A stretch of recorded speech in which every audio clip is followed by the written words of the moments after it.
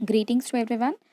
इस सीरीज़ में हम लोग प्रीवियस ईयर्स क्वेश्चन डिस्कस कर रहे हैं यूपी सचिवालय का, और ये एक क्रैश कोर्स है 15 डेज़ का। मैं ऑलरेडी जनरल अवेयरनेस के और जनरल साइंस के क्वेश्चन फर्स्ट पार्ट में डिस्कस कर चुकी हूँ। So if you haven't watch it, make sure that you watch it.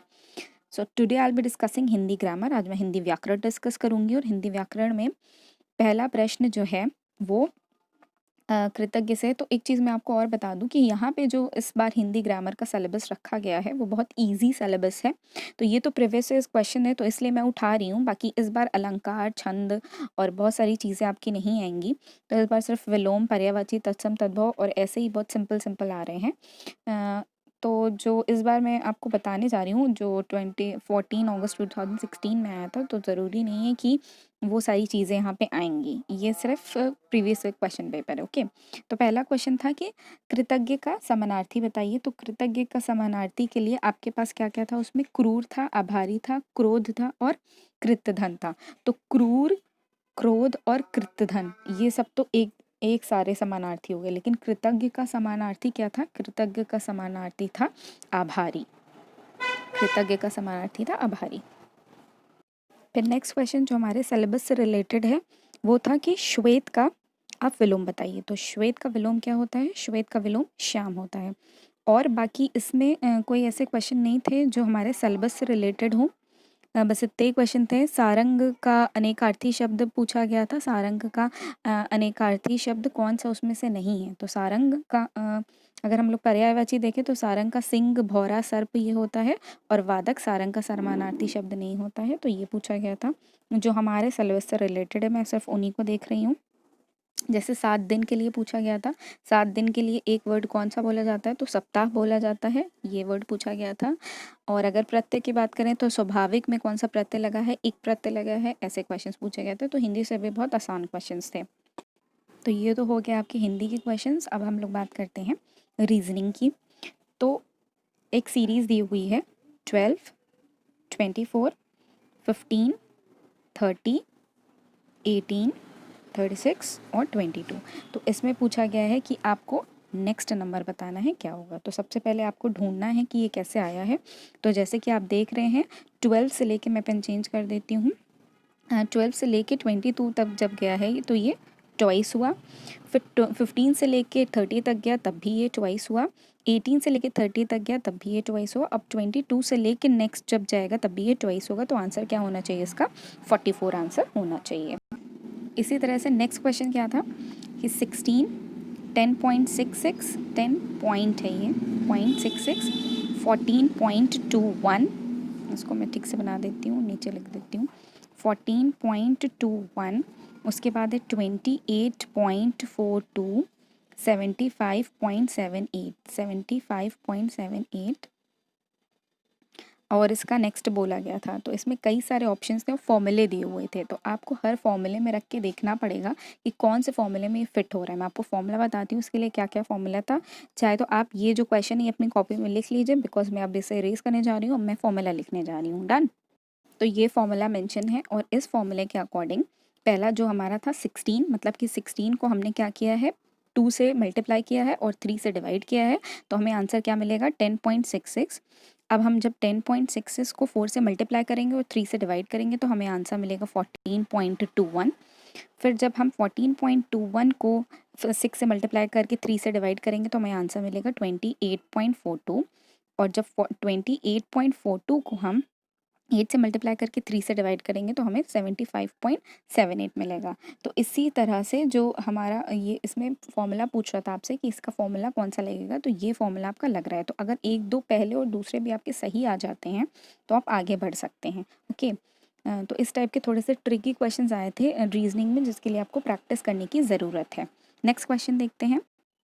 तो नेक्स्ट क्वेश्चन था कि अगर बिहार लिखा जाता है 1, 2, 3, 4, 5 और दिल्ली लिखा जाता है, दिल्ली लिखा जा रहा है 7, 8, 9, 3, 2। तो आपसे पूछ रहा है कि ओडिशा किस तरीके से लिखा जाएगा। ठीक है, ओडिशा किस तरीके से लिखा जाएगा। अभी आप ओ आपको दिया नहीं है। ठीक है, ओडिशा में क्या क्या आता है, पेन चेंज कर देती हूँ। ओडिशा में यहाँ पे लिख रही हूँ ऊपर की तरफ, ओडिशा ओडिशा, ओडिशा में ओ आपको नहीं पता है तो आप इसको मान नहीं सकते। तो डी आपको मालूम है कि डी क्या होगा, डायरेक्ट रिलेशन से यहाँ पे बात कर रहे हैं तो डी का 7 हो जाएगा। आई का क्या होगा, आई का आपको दिख रहा है, अगर आई का 2 हो जाएगा। और एस भी आपको गिवन है तो एस क्या हो जाएगा, नहीं आई थिंक एस नहीं गिवन है आपको, तो ये क्रॉस है ये क्रॉस है, यानी कि 7 2 क्रॉस। एच आपको गिवन है, एच का 3 है, ओके दोनों में 3 है। और ए का क्या है, ए का 4 है। तो आपका आंसर क्या हो जाएगा, तो आपको आंसर ओ का नहीं मालूम था, आपको एस का नहीं मालूम था, तो 7 2 3 4 जो इस तरीके से रखा होगा वही आपका आंसर हो जाएगा।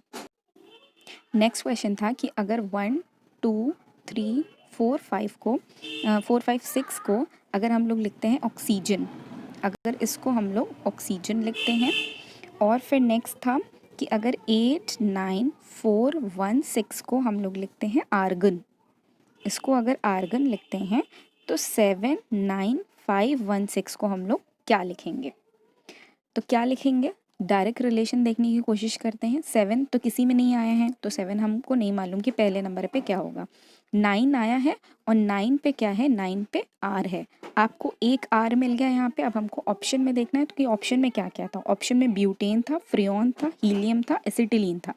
तो किसके सेकंड पे आर आ रहा है, फ्रियोन के सेकंड पे आर आ रहा है, तो फ्रियोन ही हमारा आंसर हो जाएगा।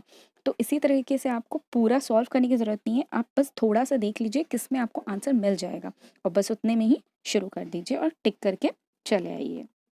नेक्स्ट क्वेश्चन है कि अगर डाइवर्सिटी, ये डाइवर्सिटी लिखा हुआ था, अगर डाइवर्सिटी का कोड आपका 1179 है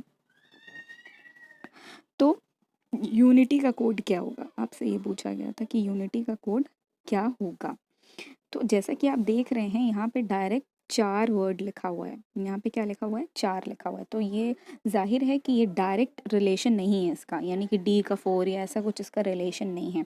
तो अब इसका रिलेशन क्या है, सबसे पहले तो आप ए से लेके जेड तक पूरा याद कर लीजिए किसके अंदर कौन आता है, एग्जैक्टली पूरा याद कर लीजिए सो दैट आपको वहाँ पर जाके लिखना नहीं पड़े पूरा ABCD और फिर आप सॉल्व करें, because it will take time.